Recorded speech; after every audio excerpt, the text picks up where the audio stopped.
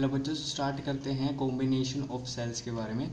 So combination of sales के बारे में पहले बात करते हैं ईएमएफ ऑफ सेल्स के बारे में, जो कि आपने पढ़ा हुआ है। ईएमएफ ऑफ सेल क्या होता है? Potential difference between the electrode. Electrode क्या रहता है? जो हम ये इलेक्ट्रोड्स लेते हैं जिंक या कॉपर का, उसको हम इलेक्ट्रोड्स कहते हैं, ठीक है ना। और इनके अंदर हम क्या लेते हैं? इलेक्ट्रोलाइट रहते हैं। ये सब कुछ पढ़ा हुआ, ठीक है। तो दो कंडीशन लेनी है। पहले क्या लेनी है आपको? पहले लेनी है बिफोर दी क्लोज्ड सर्किट। जब हम इसमें क्लोज्ड सर्किट नहीं लगाएंगे तो क्या होगा, यानी कि हम इसमें वायर अटैच ना करेंगे तो क्या होगा। तो देखो यार, पोटेंशियल डिफरेंस अगर मैं निकालना चाहूँ, जिसको हम ईएमएफ भी कह सकते हैं, वो हमारा क्या आएगा? वो हमारा आएगा V1 प्लस V2। कैसा आएगा मैं आपको बताता हूँ। देखो, ये ऐसा है कि अगर मैं इसमें एक वायर अटैच करता हूँ, ये कंसेप्ट तब का है तब आपने पढ़ा हुआ है। तो ये क्या रहता था? ये नेगेटिव रहता था, ये क्या रहता था? पॉजिटिव रहता था, ठीक है ना। ये क्या रहता था? नेगेटिव, और ये क्या रहता था? पॉजिटिव रहता था। इसमें नेगेटिव साइन रहते थे क्योंकि जो जिंक है वो इसमें जाके मिल जाता था, जो इलेक्ट्रॉन रहता था वो इसी में रहता था, और जो कॉपर है वो 2 पॉजिटिव जाकर इसमें मिल जाते थे, ठीक है ना। इलेक्ट्रॉन यहीं पर रहते थे, ठीक है। ये पढ़ा हुआ है आपने। तो बिफोर द क्लोज्ड सर्किट करवाएं हम, तो मेरा E equal to V1 plus V2 इसलिए है क्योंकि E इक्वल टू क्या रहता है हमारा? E इक्वल टू V1, क्योंकि V1 क्या है मेरा? पॉजिटिव। अगर मैं इसको V2 मान लेता हूँ, इसको V1 मान लेता हूँ, तो मेरा E equal to V1 plus V2 है। So E equal to V1 minus V2, तो मेरा V1 प्लस V2 आ गया, ठीक है। क्योंकि ये नेगेटिव साइन था इसलिए मैं नेगेटिव करा था। अब equal to E V1 minus V2 आ गया, तो V1 प्लस V2 हमने ले लिया, ठीक है ना। ये आ गया। अगर मैं इसको पूरे को V मान लेता हूँ तो मैं देखता हूँ मेरा E इक्वल टू V आ रहा है, या आप V इक्वल टू E कह सकते हो, ठीक है ना। सपोज करो कि मैं इसको V मान लेता हूँ, ठीक है, आपका कंसेप्ट पूरा करने के लिए, ठीक है। ये गाइस उसमें मत लिखना नोटबुक वगैरह के नोट्स में, क्योंकि ये जो लाइन है ये मेरा कंसेप्ट है और शायद मेरा कंसेप्ट गलत भी हो जाए। मैं बस आपका थोड़ा सा एक कह सकते ना, वो वैल्यू कहाँ से मैं वो बता रहा हूँ, ठीक है ना। अब मैंने क्या करा? आफ्टर क्लोज सर्किट क्या करा? आफ्टर क्लोज्ड सर्किट मैंने क्या करा? मैंने एक सिंपल सा क्या करा? मैंने कहा कि भाई V इक्वल टू E है। अगर मैं इसके क्लोज्ड कर दूं तो हमेशा याद रखना, जब भी करंट फ्लो करता है तो उसमें हमेशा एक रेजिस्टेंस रहता है, रजिस्टर रहता है, जो कि मैंने रजिस्टर यहाँ पहले से ही अटैच कर दिया, डेट इज बिग आर। क्या ये? बिग आर है, ठीक है ना, ये बिग आर है। और अब एक इंटरनल रेजिस्टेंस भी रहता है। इंटरनल रेजिस्टेंस कौन पे? देखो, रेजिस्टेंस क्या करता है? जहाँ भी करंट फ्लो करता है ना, वहाँ रेजिस्टेंस रहता है, ये आप बात पकड़ लो। अब करंट कहाँ और फ्लो करेगा? कहाँ फ्लो और करेगा? आपको पता है कि करंट एक यहाँ पर फ्लो करता है, साल्ट ब्रिज में, देखा ना, अनाइंस के थ्रू। यहाँ एक साल्ट ब्रिज होता था। अब साल्ट देखो, ये याद रखो, करंट फ्लो करता है तो रेजिस्टेंस उसमें रहता है, या आइंस जहाँ पर फ्लो करते हैं वहाँ पर रेजिस्टेंस एक रहता है। क्या रहता है? एक रेजिस्टेंस रहता है। एक बात को नोट कर लो, ठीक है, दिमाग में डाल लो। आइंस ये करेंगे। अब यहाँ पर क्या रहेगा? आइंस क्या करेंगे? फ्लो करेंगे। क्या करेंगे? आइंस फ्लो करेंगे। साल्ट ब्रिज का कंसेप्ट है। पूरा वीडियो नहीं दे सकता इसके बारे में, बस थोड़ा सा वो प्रीव्यू दे रहा हूँ। सो इसके अंदर क्या करेंगे? आइंस फ्लो करेंगे। सो इसके अंदर भी एक स्मॉल रेजिस्टेंस रहेगा। स्मॉल रेजिस्टेंस को आर को मैं क्या कहता हूँ? Internal resistance. इसको क्या कहता हूँ मैं? इंटरनल रेजिस्टेंस कहता हूँ मैं, ठीक है ना। इसमें कोई कंफ्यूजिंग नहीं होनी चाहिए गाइस, सिंपल से बता रहा हूँ मैं, ठीक है ना। एक अंदर इंटरनल रेजिस्टेंस रहेगा, यानी कि V equal to E I R. क्यों कर रहा हूँ? मेरा V equal to I R रहता है, ठीक है। अब V में से कुछ पोटेंशियल घट रहा है, E में से कुछ पोटेंशियल घट रहा है, वो कितना है? I into R. क्योंकि मेरा V कितना रहता है? आई आर रहता है। सो मेरा V equal to small R, मेरा कुछ पोटेंशियल घट रहा है। क्यों? जब मैंने साल्ट ब्रिज क्रिएट कर दिया तब मेरा कुछ पोटेंशियल घट रहा है, ठीक है। तो मैंने क्या कर दिया? V equal to minus I R, ठीक है। अब V equal to E minus I R है, तो इससे हम क्या है? करंट की वैल्यू निकाल सकते हैं, जो कि आपका न्यूमेरिकल्स में हेल्प करेगा। वी को मैं आई आर लिख सकता हूँ, बिग आर, यानी कि जो मैंने रेजिस्टेंस लिया ये वाला R big R, V I R. So E minus I small are.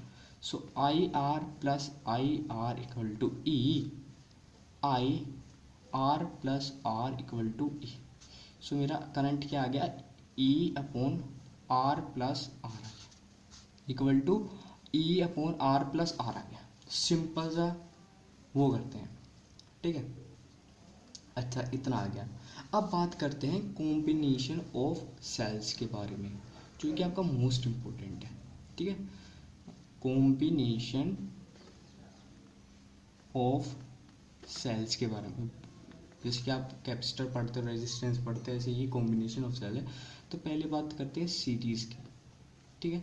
Series में क्या होता है, सीरीज में आपका कुछ इस प्रकार से होता है कि जैसे कि एक साथ रहता है, ठीक है ना, ये तो सीरीज में आपका कैसे रहता है, कुछ इस प्रकार से रहता है, ठीक है ना। यहाँ से ये, ठीक है ना, यहाँ से ये और यहाँ से ये, ठीक है ना, कुछ इस प्रकार से रहता है। इसको मैं ए मान लेता हूँ, इसको मैं बी मान लेता हूँ, ठीक है, ए और बी। ये क्या रहता है, E1 E2 E3। ये E1 E2 E3 क्या है, ये E जो है वो आपके सेल्स हैं, ठीक है, और R क्या है, ये इंटरनल रेजिस्टेंस है। क्या ये इंटरनल रेजिस्टेंस है, ठीक है। सो अब हम वैल्यू निकालेंगे, किस प्रकार से हम वैल्यू निकाल सकते हैं, ठीक है। सो टर्मिनल, ठीक है, पर याद रखना गाइस, जो पोटेंशियल है V और B, इसके बीच में भी आपका रहेगा एक C, ठीक है। देखो आप सिंपली एक बार चेक करो इसको कि ये आपका A हो गया, ठीक है। अब A और इसके बीच में C हो गया, और C और बीच के वो, क्योंकि ये सेल है गाइस, सेल याद रखना, ये सेल है। इस सेल में क्या होता है, एक पॉजिटिव रहता है, एक नेगेटिव, दोनों का अलग अलग वोल्टेज रहता है, रहता ही नहीं रहता। तो वही कंसेप्ट मैं यूज़ ले रहा हूँ। तो A C और B, इसमें ये नहीं है कि A और B को आप बाहर लोगे, बीच में कुछ नहीं लोगे, नहीं।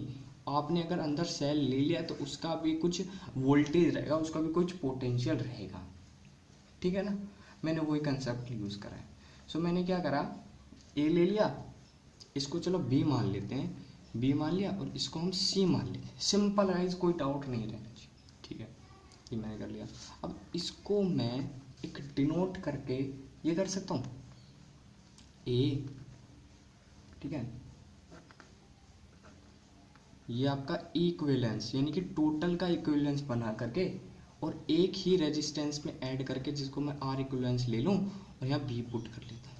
ये आपका रहता है, आपका क्या रहता है, ये आपका रहता है कॉम्बिनेशन ऑफ सेल्स का। क्यों, क्योंकि मैंने क्या करा, सभी कॉम्बिनेशन और सभी रजिस्टर को ऐड कर दिया। अब ये क्या बन गया, ये एक सेल बन गया और इसके साथ लगने वाला एक रजिस्टर बन गया, क्योंकि हर सेल के साथ एक रजिस्टर पुट रखता है, ठीक है। अब ये आया कैसे, इसकी वैल्यू कैसे पुट करेंगे वो देखेंगे, ठीक है। सो द टर्मिनल, अब हम बात करते हैं इसके उसकी, the terminal voltage across AB and BC are given by, ठीक है। अगर हम देखें तो मेरा VAB क्या आएगा गाइस, देखो एक सिंपल सी बात है, इसका देखो पोटेंशियल आप खुद देख सकते हो, अलग अलग है। इसका पोटेंशियल खुद देख सकते हो, इसका A है, इसका B है, इसका C है, ठीक है। पोटेंशियल क्या है, अलग अलग है। तो अगर मैं बात करूं पोटेंशियल एट AB, तो मैं उसको कर सकता हूँ E1 माइनस IR1। देखो इसको R1 मान लेता हूँ, इसको R2 मान लेता हूँ। अब तुम कहोगे सर ये आया कहाँ से, बच्चे यहाँ से आया, ये वाला इक्वल टू E माइनस, तो देखो VAB। अब AB के पुट देखो, एक E1 है और एक R1 है। तो मैंने ये क्या कर दिया, E1 माइनस IR1 कर दिया, ठीक है। याद रखना इसमें पोटेंशियल जो है, देखो गाइस इसमें जो V है पोटेंशियल जो है वो डिफरेंट रहता है, और जो इसमें देखो करंट जो है ना वो सेम रहेगा। क्या है, करंट जो है सेम रहेगा। देखो अगर मान लो मैं A से करंट, मान लो A पॉजिटिव है, अगर मैं इसे करंट वो करता हूँ तो करंट एक जगह ही स्थिर रहेगा, एक जगह स्थिर रहेगा ना, कुछ चेंज नहीं होगा ना। तो आई क्या है, सेम है, तो V A B equal to E one minus I R one. तो आई को मैंने कॉन्स्टेंट मान लिया और वी ए बी हमारा कॉन्स्टेंट था नहीं, इसलिए मैंने वी ए बी कर दिया। अब मैं पूछता हूँ वी बी सी के वो क्या आएगा रिस्पेक्टिवली, तो E two minus I R two रहेगा, कुछ कन्फ्यूजिंग नहीं होनी चाहिए, ठीक है ना। अब बात करता हूँ मैं इसका निकालता हूँ, तो मैंने पूछा वी ठीक है ना, ए सी, सॉरी गाइज मुझे यहाँ सी पुट करना था क्योंकि लास्ट का जो है वो सी है, तो मुझे यहाँ सी पुट करना था। तो मैं पूछता हूँ वी ए सी कितना है, तो तुम कहोगे sir E equivalence minus R equivalence, क्योंकि हमने टोटल लिया है, ठीक है ना, टोटल लिया तो हमारा ये हो जाएगा, ठीक है। अब टोटल लिया है तो आगे देखते हैं क्या करते हैं इसमें। अब मैं क्या करता हूँ, मैं V A B plus V A C को ऐड कर दूँ, ठीक है भाई। मेरा जो वी ए सी है वो V A B plus V B C equal आएगा, सिंपल मैथ्स। देखो ए सी जो है A B plus B C के मिलाने से मेरा ये आएगा, ठीक है ना। सो मैं V A C equal to E one minus I R one, इनकी वैल्यू पुट कर दूंगा, ई टू क्या कर दूँ, E two minus I R two कर दूंगा, सिंपली, मैंने कुछ नहीं करा। अगर मैं वी ए सी को अगर ऐसे लिख दूँ E one plus E two कर दिया, ठीक है, E one plus E two और माइनस आई, क्योंकि ये क्या है कांस्टेंट है और माइनस आई को मैं बाहर ले लेता हूँ, तो मेरा R one plus R two बन गया, ठीक है। वी ए सी का देख लो गाइज, मैथ से कुछ भी नहीं है, मैंने कुछ भी नहीं कहा। देखो नेगेटिव नेगेटिव है, इसको तो माइनस नेगेटिव कर दिया और R one plus R two को ऐड कर लिया, मैथ से ज़्यादा घबराना नहीं है। अब मैं क्या कर लूँगा, जो मेरा वी ए सी आया और वी ए सी आया, ये दोनों क्या है, इक्वल है, क्या है, इक्वल है। अगर मैं कंपेयर करूँ, कंपेयर इसको गाइज, चलो मान लेता हूँ फर्स्ट मान लिया, इसको मैंने सेकंड मान लिया, इसको मैंने थर्ड मान लिया और इसको मैंने फोर्थ मान लिया, तो मैं कंपेयर थर्ड एंड फोर्थ करता हूँ। सो मेरा क्या आता है, मेरा आता है कि जो देखो इक्विवेलेंस की जगह मैं E one plus E two put कर सकता हूँ, इक्विवेलेंस की जगह मैं E one plus E two put कर सकता हूँ। देखो equivalence E one plus E two और माइनस आई तो यहाँ पर है और माइनस आई भी यहाँ पर है, और आर इक्विवेलेंस की जगह मैं R one plus R two कर सकता हूँ, ठीक है। ये आपका आ गया थोड़ा सा बेसिक कंसेप्ट, ये आ गया कि वो इक्विवेलेंस ये कैसे। पर अगर मैं करंट की वैल्यू निकालूं कि करंट क्या है, जो करंट है आपका वो आपका आएगा I equal to N E upon R plus N R. अब ये देखो ये कैसा है, सिंपल सी बात है कि मान लो मैं क्या करता हूँ, ये मैंने क्या करा, ये एक बिग आर है, ये क्या है, एक बिग आर है जो रेजिस्टेंस रहता है जो सेल के साथ करता है। ये सेल्स मैंने बना दी E one E two E three, इनके साथ आपको पता है रेजिस्टेंस पुट रहेंगे, जिसको मैंने आर वन आर टू और आर थ्री ले लिया, ठीक है ना, R one R two R three ले लिया। सो आपको पता है, मैं पूछूंगी टोटल रेजिस्टेंस, टोटल इक्विवेलेंस कितना आएगा, तो तुम पूछोगे सर टोटल जो आपका इक्विवेलेंस आया वो एन ई आया। एन ई का मतलब क्या है कि टोटल नंबर जितने दिए गए और इक्विवेलेंस यानी कि ई जो आपको दिए गए, ठीक है ना, इस तरीके से। देखो अभी आपको समझ में नहीं आया, देखो ये वाली तो आपको समझ में आ गई ना। तो मैंने क्या करा, मैंने E equivalence E one plus E two करा, ठीक है। फिर क्या मैं बोल सकता हूँ कि जो मेरा टोटल इक्विवेलेंस है वो एन ई आया। एन ई का मतलब टोटल, अगर मान लो कि ई वन और ई टू इन सब की वैल्यू आपको इक्वल दी जाए तो मैं इस कंडीशन को मान रहा हूँ, जब ई वन और आर सेम रहे, इनकी ई की जितनी भी वैल्यू है E one E two E three सब सेम रहे, आर की जो value R one R two सब सेम रहे, तब क्या कंसेप्ट बता रहा हूँ मैं। ये तो आ गया, ठीक है, अच्छी बात है। टोटल इक्विवेलेंस कितना है, एन ई।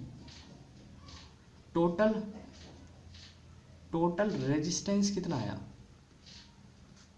एन आर, ठीक है ना। टोटल इंटरनल रेजिस्टेंस कितना है, एन आर, ठीक है ना। ये कितना आया, एन आर आया, ठीक है ना।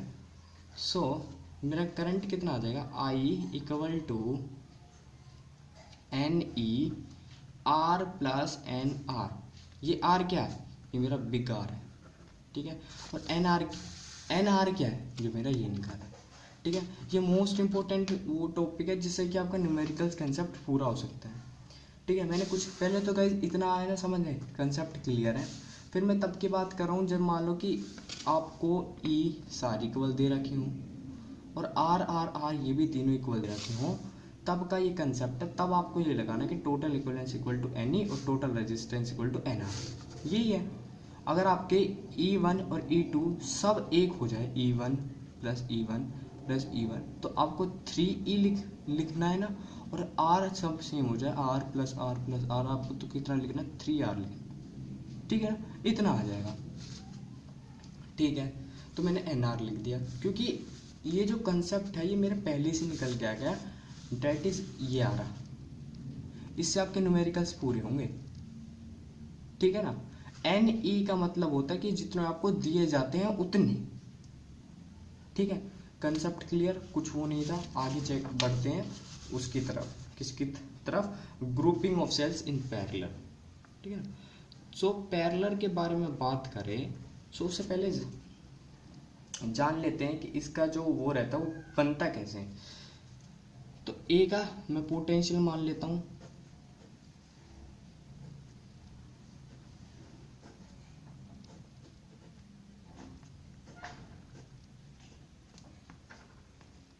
E1 E2 और इनके बीच में भी एक रेजिस्टेंस रहेगा, मैंने बनाया नहीं है, यहाँ बना लेता हूँ। Date is R1, date is R2, ठीक है। अब इसमें आपका V जो है वो सेम रहेगा, करंट सेम नहीं रहेगा। अब तुम कहोगे सर कैसे? देखो मान लो कि करंट यहाँ से निकल के गया तो दो में डिवाइड हो जाएगा, क्या करेगा? दो में तो करंट सेम हुआ नहीं। पर पोटेंशियल देखो ए और बी दोनों में सेम है। अब तुम कहोगे सर पिछले में भी तो सेम थी। ये देखो बेटा, पिछले में सेम कैसे थी? ए और बी है, बीच में आपका बी आ रहा है क्योंकि आपका क्या है? आपका यहाँ पर सेल है और सेल क्या क्रिएट करता है? वोल्टेज क्रिएट करता है, ठीक है ना। तो इसमें आपका नहीं रहेगा और इसमें आपका रहेगा वो सेम। और जो हमारा डिफरेंट रहता है ना, हम सॉरी गाइस, इसमें जो सेम है वो डिफरेंट रहेगा। और जो हमारा डिफरेंट रहता है ना वो इसी को हम ऐड करते हैं। तो मैं आपसे पूछूं तो I1 कितना है? I1 आपका आया E1 minus VAB upon R1। अब क्या सर ये क्या कर दिया? ये क्या पुट कर दिया आपने? गाइस देखो सिंपल सी बात है, मैं आपको यहाँ V था क्योंकि V क्या था? डिफरेंट था, इसलिए E माइनस IR1 करा था। अब इसमें देखो कि I जो है मेरा सेम है, पिछले वाले में I जो मेरा सेम है, तो मैं V अपॉन E1 R कर सकता हूँ। I1 equal to E minus VAB upon में R1। मैथ्स करा है, कुछ नहीं करा मैंने, ठीक है। और दूसरी बात कर देता हूँ I2 की। I2 क्या रहता है? E2 minus VAB। देखो वोल्टेज सेम इसलिए सेम आ रहे हैं, अपॉन में R1, ठीक है। कर दिया। अब मैं तुमसे पूछता हूँ कि I का अगर मैं करूँ I1 प्लस I2, ठीक है, इनमें मैं वैल्यू पुट करूँ तो EI माइनस VAB अपॉन में R1, ठीक है, plus E2 minus VAB upon R2, ठीक है।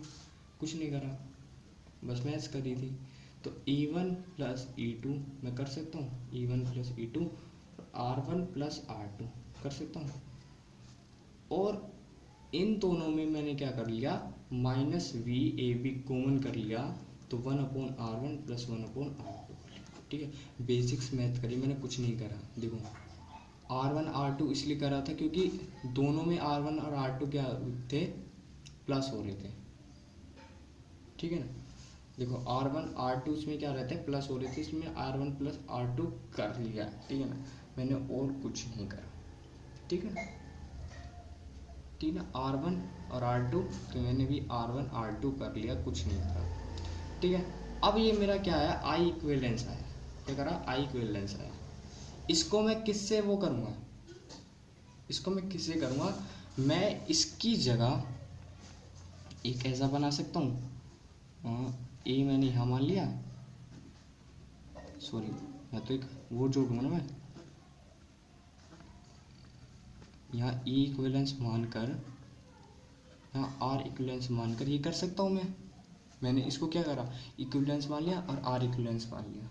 ठीक है, तो मैं इस आई पूछूं तो आपका क्या होगा sir, E equivalence minus V A B, क्योंकि पोटेंशियल क्या रहेगा, सेम रहेगा, अपॉन में आर इक्विवेलेंस। ठीक है ना।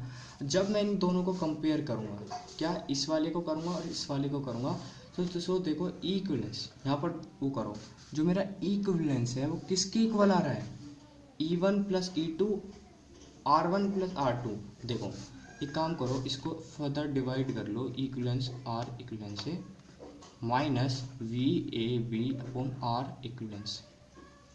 ठीक है, मैंने कुछ करा नहीं करा, मैंने दोनों इनका सेम आएगा।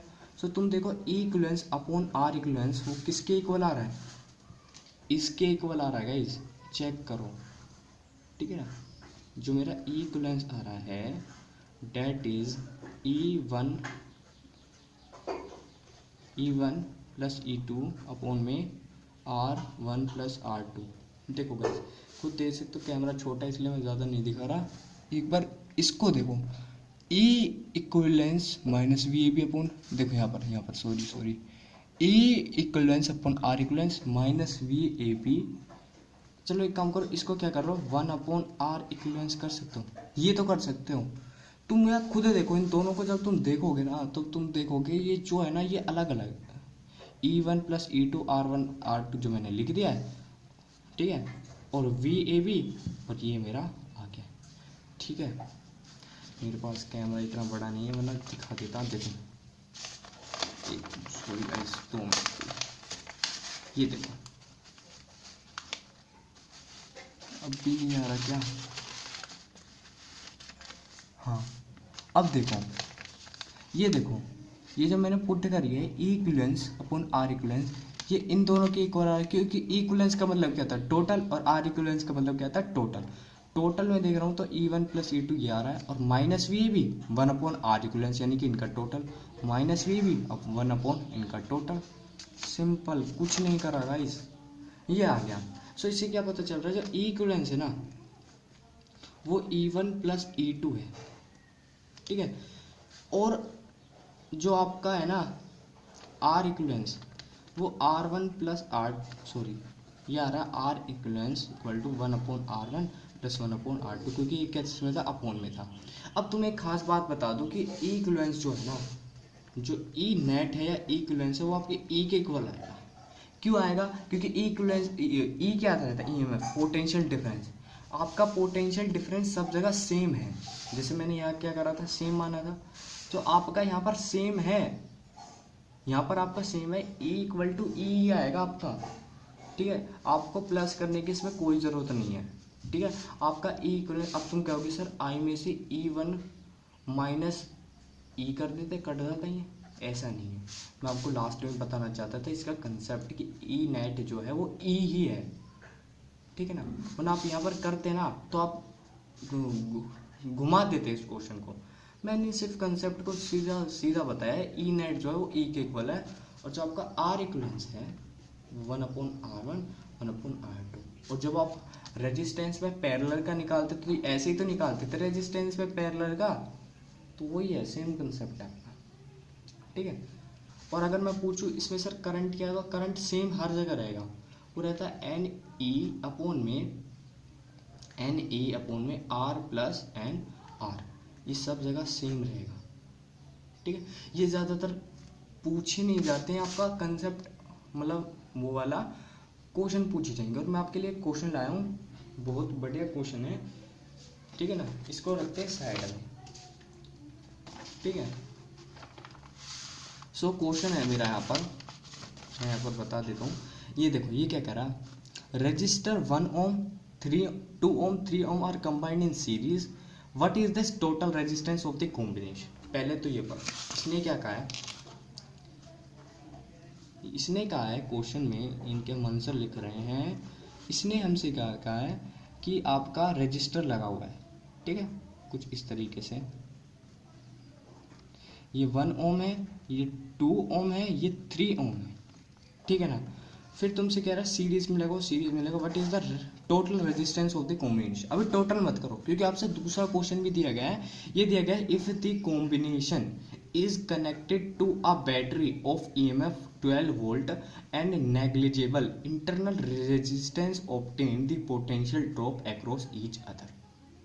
क्या कह रहा है ये कि if the combination is connected, ठीक है, if the combination of cell होगा, देखो if the combination is connected of a battery, देखो बैटरी को क्या है, यानी कि सेल को क्या कहा है, कनेक्ट करने के लिए, कॉम्बिनेशन को कनेक्ट करने के लिए कहा है, ठीक है। सो हम क्या करेंगे और आगे पढ़ते हैं, इसने क्या कहा, ऑफ ईएमएफ 2 वोल्ट, आपको ई की वैल्यू कितनी दी गई है, 12 वोल्ट दी गई है, ठीक है। एंड नेग्लिजिबल इंटरनल रेजिस्टेंस, यानी कि स्मॉल आर की वैल्यू नेग्लिजिबल है, यानी कि 0 मान लेते हैं नेग्लिजिबल को। Obtain the potential drop across with each other, यानी कि इन तीनों के बीच में पोटेंशियल कितना होगा वो हमें निकालना है, ठीक है। इस पूरे डायग्राम को ये ऐसे नहीं बनेगा, इसको बनाते कैसे बनेगा ये, ठीक है। सो देखो इसने हमसे कहा है कि if the combination is connected to a battery of EMF 12 volt, इसने कहा एक बैटरी को हमने क्या करा है, कनेक्ट करा है, एक बैटरी को कनेक्ट करा है हमने, कितना है इसका, 12 वोल्ट ईएमएफ दिया गया है, ईएमएफ क्या दिया गया है, 12 वोल्ट दिया गया है, ठीक है ना, यानी कि पोटेंशियल डिफरेंस दिया गया। अब तुमसे पूछा है कि इसके हर एक कितना पोटेंशियल इन तीनों पर जाएगा, सिंपल सा क्वेश्चन दिया गया है, ठीक है। तो पहली बात तो आपको एक, ठीक है, ये दिया गया है, ठीक है, यानी कि हमसे पूछा है कि V1 कितना होगा, V2 कितना होगा और V3 कितना होगा, ठीक है। अब कैसे करेंगे, अब तुम्हें मैंने पढ़ाया था कि I equal to N E upon में R plus N R, small R, पढ़ाया था नहीं, एन ई। अब देखो इसमें एन ई क्या है, अब आपको ज़्यादा नहीं दिया गया ईएमएफ, आपको ईएमएफ ज़्यादा नहीं दिया गया, क्या दिया गया, एक ही तो दिया गया है 12 वोल्ट, तो इसको 12 लिख देते। एन आर यानी कि इंटरनल रेजिस्टेंस आपको क्या दिया गया है, 0 दिया गया, और आर कितना है आपका, आपका आर नहीं, आर इक्विवेलेंस, ये क्या है, आर कितना दिया गया, ठीक है। सो आपका आर जो है, अब तुमसे आर क्या पूछा गया है, आर इक्विवेलेंस पूछा गया है, आर इक्विवेलेंस यानी कि टोटल का वो है, तो टोटल खुद देखो, एक तो 3 है, एक 2 है, एक है, टोटल करेंगे तो कितना आ जाएगा, 6, यानी कि 6 क्या आएगा, एम्पियर आ गया, करंट आ गया, यानी कि जो 12 वोल्ट की बैटरी है वो 6 एम्पियर का करंट जनरेट करेगी, इससे हमें ये पता चल रहा है, क्योंकि हमने क्या करा है, ये सबका टोटल करा है, मैंने क्या कहा था, टोटल होता है, ठीक है। इतना कंसेप्ट होगा आपका क्लियर। अब इसने कहा था कि भाई हर एक टोटल का वो बताओ, तो सिंपल सी बात है यार, ओम्स लॉ के थ्रू पढ़ा है ना, ओम्स लॉ क्या कहता है, ओम्स लॉ, ओम्स लॉ पढ़ा होगा आपने, ओम्स लॉ क्या कहता है, V equal to I R, तो V1 की बात करें, ठीक है, तो I कितना है, 6 इंटू आर कितना है उसका, इसका कितना है, 1 है, तो यानी कि 6 वोल्ट इसमें जाएगा, सॉरी गाइस, सॉरी हमने गलत कर दिया, हमने क्या करा था, V equal to I R बना था, ठीक है ना, और 6 12 को करेंगे तो 2 आता है गाइस, मेरी मैथ्स वीक हो चुकी है इस टाइम, सॉरी गाइस, सॉरी, तो 6 2 यानी कि 2 वोल्ट इसमें जनरेट होगा। मैं इसलिए मैंने यहाँ इस बात को नोट करा कि देखो यहाँ पर क्या था, V1 के 6 वोल्ट आया था, मैंने कहा 6 करंट जनरेट करा और 6 वोल्ट एक ही उसमें चली गई, ये तो गलत हो गया ना। सो दूसरा क्या है, V2, अब V2 कितना है, V2 आपका है 2 इंटू 2 यानी कि 4 वोल्ट, और V3 कितना है आपका 2 इंटू 3 यानी कि 6 वोल्ट, सॉरी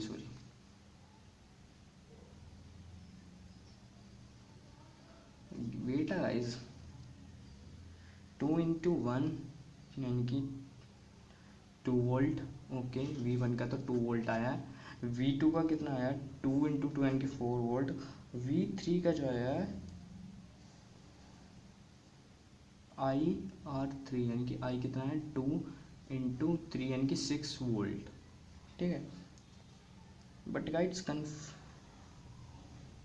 हाँ ठीक है ना, 6 वोल्ट जनरेट हुआ है। ठीक है, तो ये आपका आंसर होगा 2 वोल्ट, 4 वोल्ट, 6 वोल्ट। ठीक है ना। Okay guys, so guys video अच्छी लगी तो वीडियो को लाइक कर देना, सब्सक्राइब कर देना चैनल को। Thank you.